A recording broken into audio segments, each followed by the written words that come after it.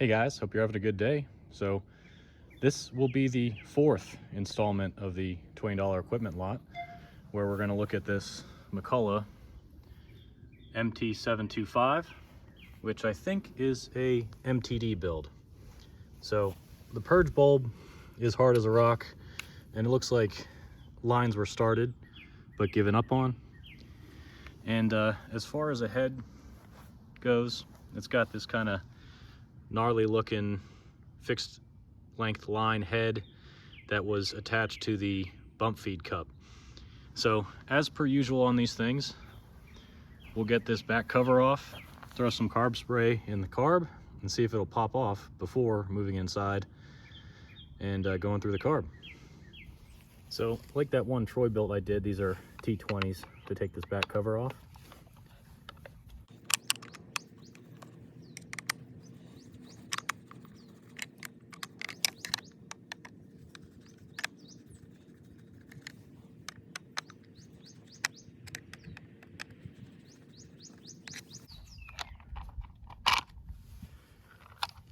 Okay.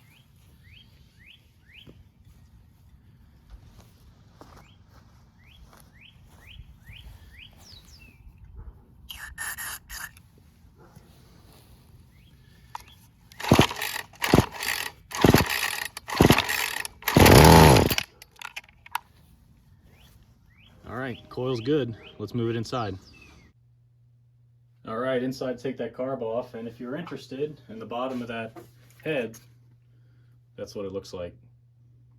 So I don't know if I'm going to replace that eventually with the actual bump feed or leave it as is, but that looks like it's going to be pretty difficult to get off. So let's get that carb off. I think these are another T20. Yeah.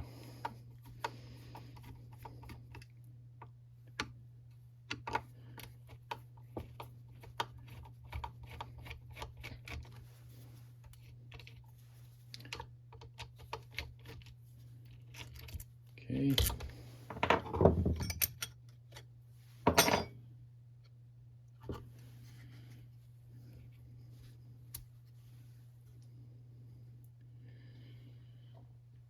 And someone really mangled that. I'm assuming to try to get a flathead on there instead of getting the right tool. Can I even turn that?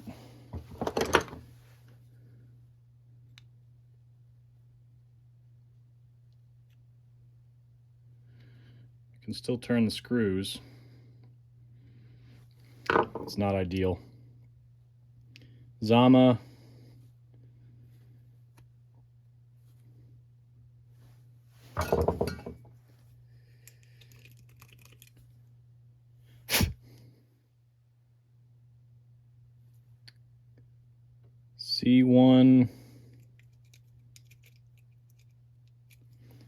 C1Q-P22A. Let me shift this out of the way and get ready to take the carb apart. Let's see how bad this thing is.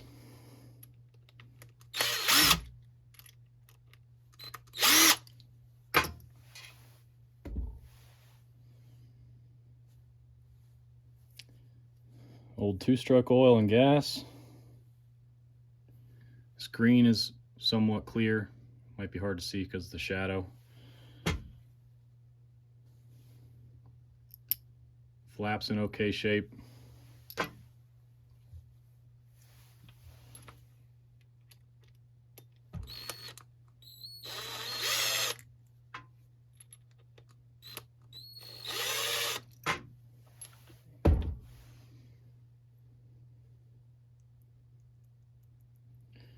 Needle moves. See how bad this diaphragm is. Yeah, crunchy. You can hear that. I think it's actually cracked up in this corner. All right, let me look up the kit. Maybe I have just the diaphragm. We can go that route if I can get the gasket separated off of that. And I need to spray that off. Okay, everything's sprayed out and ready to rock. all the passages are clear and the screen's clear. So we're good to go there. If you wanted to get a gasket and diaphragm kit, it's GND18, and the full rebuild kit was RB52, and that was for this C1Q-P22A. But we're not going to go that route. We're going to do just the diaphragm. So this is the old diaphragm, and this is the one from the multi-pack I got. And that's the individual Zama part number for that. Just the diaphragm. So we're gonna get this thing put back together and turn our attention to the tank and the fuel lines.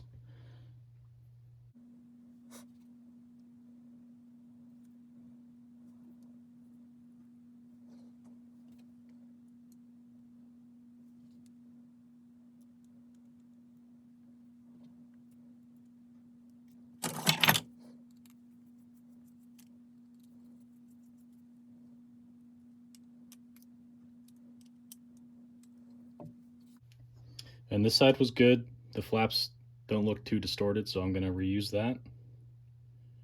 That went on this way.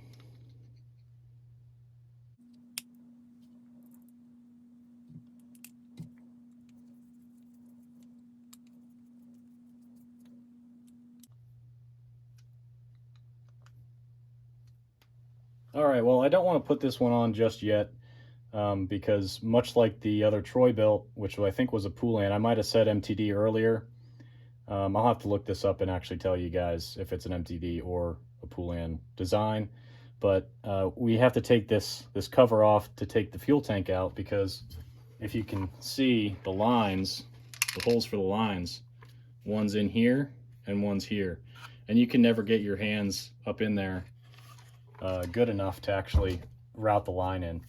So I'm gonna get you guys set up. We'll take that back cover off, take the tank out, and get lines put in. Okay, now you don't have to do it this way. It's just the way I choose to do it because my fingers are larger and I can't get up in there.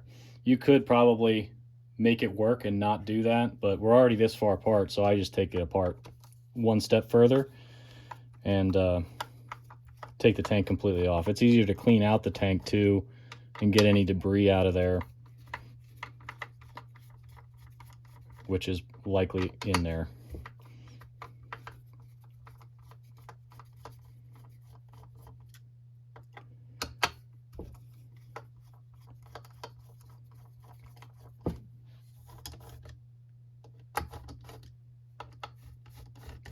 And you want to be careful removing this thing because this is actually the back half of the crankcase.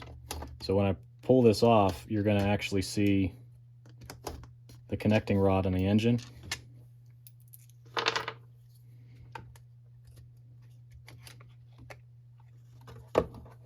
Yeah, see? And the tank's just sandwiched in there, so you can just pull it straight out. All right, let's put that back on temporarily so we don't get dirt in there.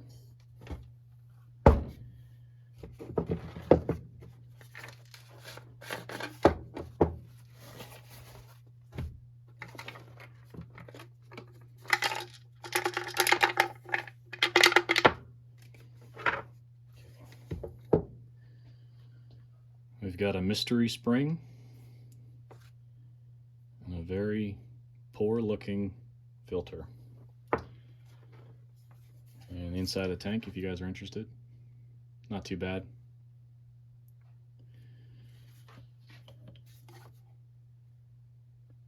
There's actually a filter. Oh, you might not be able to see that. There's actually a filter in there already. Okay. This line's actually pretty good. I might try to reuse the majority of that. Might have to cut it out so I can get that filter out.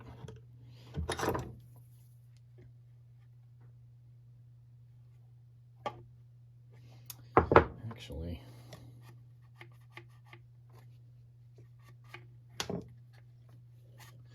yeah, we're not going to be able to use this line. It's actually too small. So it's not a tight fit at all, so this is just going to leak gas. So I'll have to pull lines out, put some new lines on.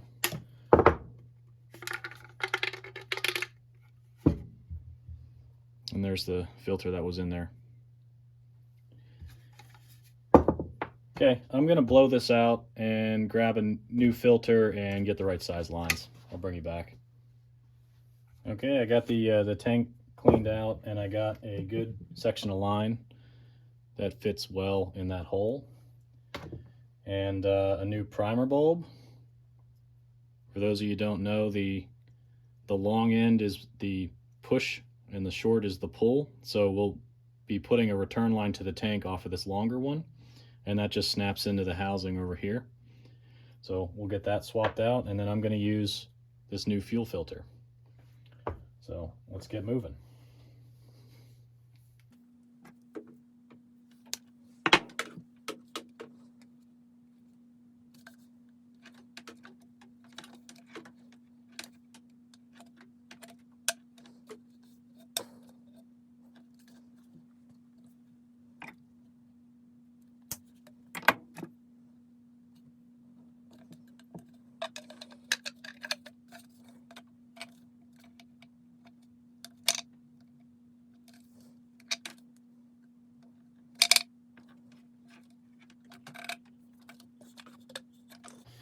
All right, I always get enough line put in there so that it's laying on the bottom of the tank. You can kind of see it through the plastic there. So the way it was put in there before, the filter was just sticking straight up, and after a certain fuel line level, it'll just die out. So that's the reasoning for that. And then this was an older line we'll use as a return. That was still good. Push that up in there.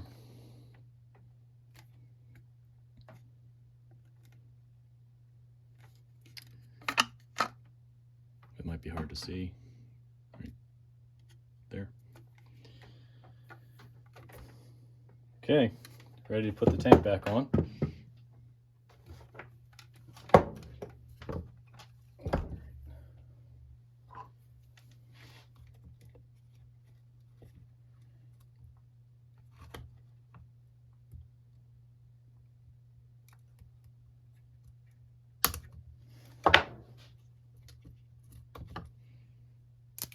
Yeah.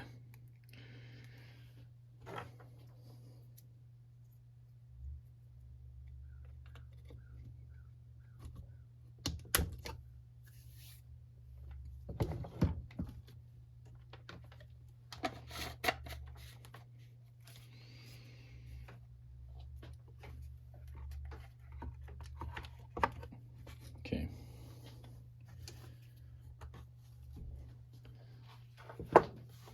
So it might be hard to see, but there's this throttle cable here, and it slides into this hole here. Some of them have clips, some of them just have the cable that slides in, but you want to make sure it's secured into this housing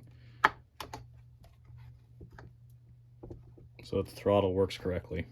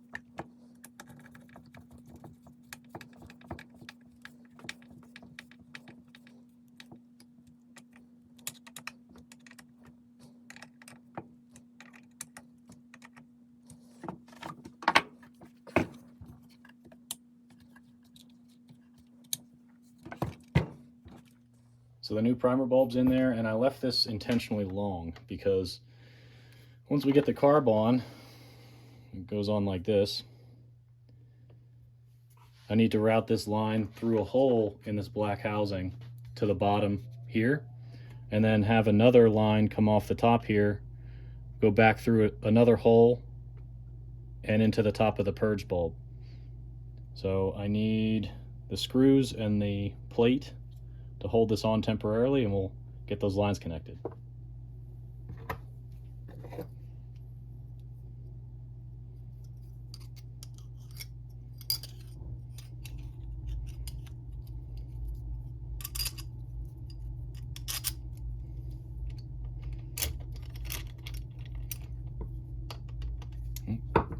T20. That back cover was actually a T25, so they switched up sizes on me.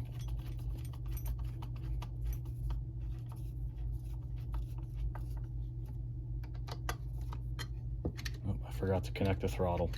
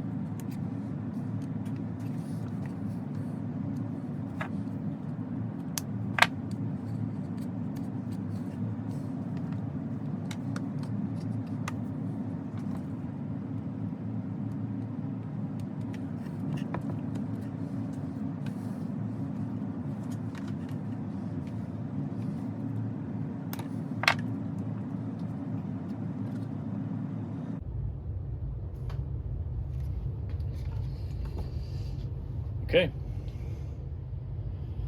let me show you guys the routing of this, because it's probably hard to see as I was doing it with all the shadows and the different angles here. So from the filter line in the tank here, we come down, go through the plastic cover into the bottom of the carb, then out of the top of the carb, through the black plastic cover again, does a loop to the top of the purge bulb, from the purge bulb, the return line to the tank. So we're all lined up here, and I can't get that back cover put on because there's no access point for the carb. Well, maybe there is.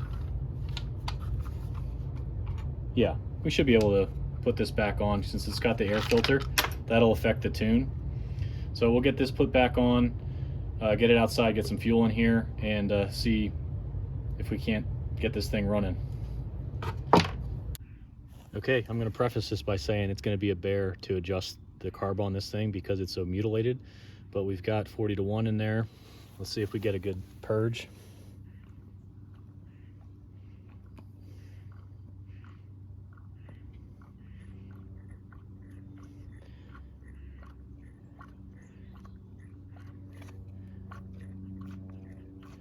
Yep, and we're purging good. All right.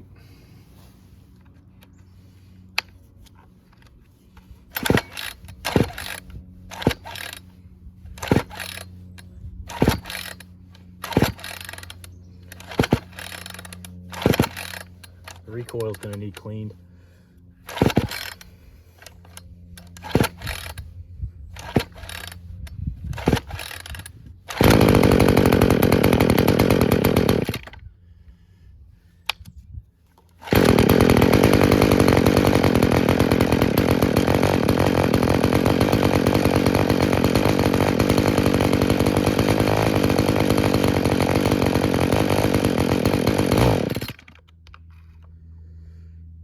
Can't get a good grip on those screws.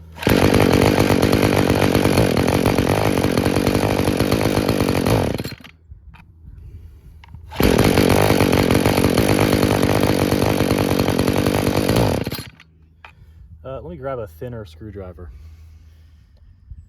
Okay, let's see if this one works better. And I did do 1.5 out as a baseline here, so just wanted to point that out.